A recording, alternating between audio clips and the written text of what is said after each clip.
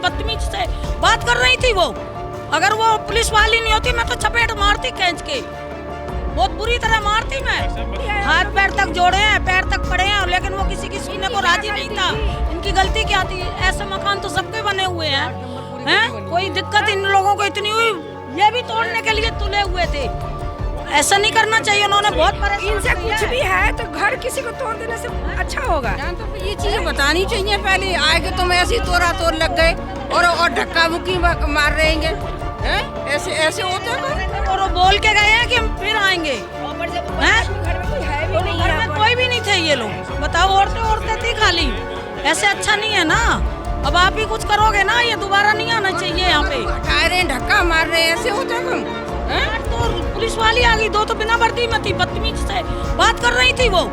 अगर वो पुलिस वाली नहीं होती मैं तो चपेट मारती खींच के, बहुत बुरी तरह मारती मैं।